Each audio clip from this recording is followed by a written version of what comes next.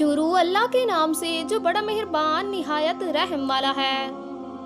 دوستو، امام حسین کی شہادت کے بعد آل رسول کو قید کر کے امام حسین کے سر کو کاٹ کر نیزے پر بلند کر کے شام کی طرف لے جایا گیا۔ جہاں جہاں سے یزید کا قافلہ گزر رہا تھا، لوگ پوچھ رہے تھے کہ یہ کس کا سر ہے اور یہ بیبیاں کون ہیں۔ جس کو بھی علم ہوا کہ یہ رسول اللہ صلی اللہ علیہ وآلہ وسلم کا خاندان ہے تو ہر کوئی دل ہی دل میں ان ظالموں پر لعنت کرتا رہا۔ چلتے چلتے جب یزید کا قافلہ شہر قطان تک پہنچا تو وہ لوگ پہلے سے ہی باخبر ہو چکے تھے کہ فوجی یزید نے رسول اللہ کے نواسے کو قتل کیا ہے، آل محمد کو قید کیا ہے، تو انہوں نے اپنے دروازے بند کیے ہوئے تھے۔ قافلہ شہر کے باہر رک گیا اور درخت کے سائے میں یزید کے سپاہی سونے لگے۔ جب رات ہوئی تو راہب قریب آتا ہے اور دیکھتا ہے کہ ایک نورانی سر ہے جس پر آسمان سے فرشتے آ کر سلام کر رہے ہیں اور وہ سر قرآن کی تلاوت کر رہا ہے۔ جیسے ہی وہ واپس اپنے گھر گیا تو پوری رات سوچنے لگا کہ یہ کسی مقدس ہستی کا سر ہے۔ جیسے ہی صبح ہوئی تو فوراً آ کر سپاہیوں سے پوچھنے لگا کہ یہ کس ہستی کا سر ہے۔ تو فوجی یزید نے کہا کہ یہ حسین ابن علی کا سر ہے۔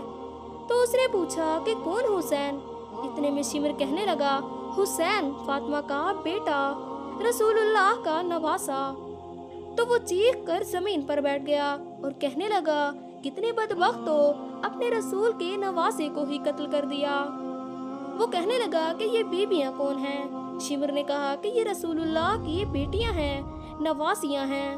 تو وہ رو رو کر کہنے لگا، اے شمر، تم مجھے اس مقدس سر کو ایک رات کے لیے دے دو۔ شمر کہنے لگا کہ یہ قافلہ شام جا کر رکے گا کیونکہ ہمیں یزید سے بہت بڑا انعام ملنا ہے۔ راہب نے کہا کہ میرے پاس 10,000 درہم ہیں، اگر تم مجھے ایک رات کے لیے یہ مقدس سر دے دو تو میں وہ درہم تمہیں دے دوں گا۔ آپس میں مشورہ کیا اور ایک رات اور رہنے کا ارادہ کر لیا۔ آخر کار ان ظالموں کو وہ درہم دے کر راہب سر حسین کو لے کر اپنے گھر آ گیا، ایک پتھر پر سر کو رکھ دیا اور زاروں قطار رونے لگا۔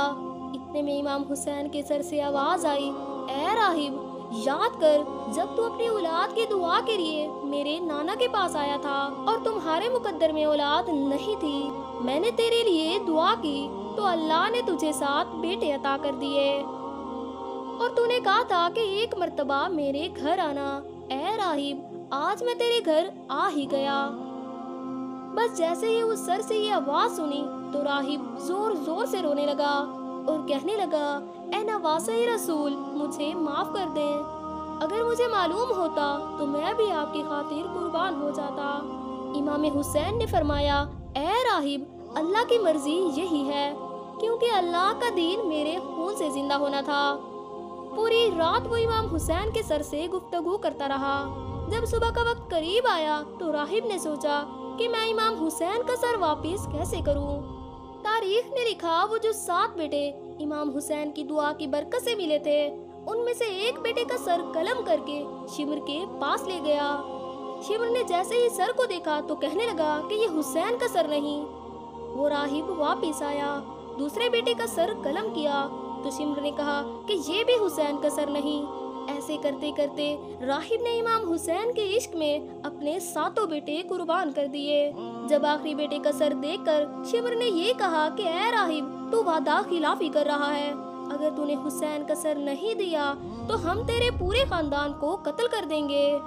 بس جیسے ہی وہ واپس اپنے گھر پہنچا تو امام حسین کے سر سے آواز آنے لگی، اے راہب، اپنے سارے بیٹوں کے سر ان کے جسم کے ساتھ رکھو، اللہ کے حکم سے تمہارے سارے بیٹے زندہ ہو جائیں گے، اور میرے سر کو اٹھا کر شمر کے حوالے کر دو، کیونکہ یہ اللہ کی مرضی ہے اور ہمیں شام تک پہنچنا ہے اور ہر گلی ہر بازار سے گزر کر قرآن کی تلاوت سنانی ہے، میری بہن زینب کو خطبے دینے ہیں اور ایک ایک بازار سے گزر کر اسلام کی تبلیغ کرنی ہے۔ آخر کار راہب نے اپنے تمام بیٹوں کے سر ان کے جسم کے ساتھ رکھے اور اللہ کے کرم سے وہ سارے کے سارے بیٹے زندہ ہو گئے۔ پھر روتا ہوا امام حسین کے سر کو فوجی یزید کے حوالے کرتا ہے اور کہتا ہے، کتنے بدبخت ہو تم، اپنے رسول کے نواسے کو قتل کرتے ہو، ان کی بیٹیوں کو قید کرتے ہو، ان پر ظلم کرتے ہو۔ اے فوج یزید، تمہارا یہ ظلم قیامت تک تمہارے لیے لعنت بن جائے گا۔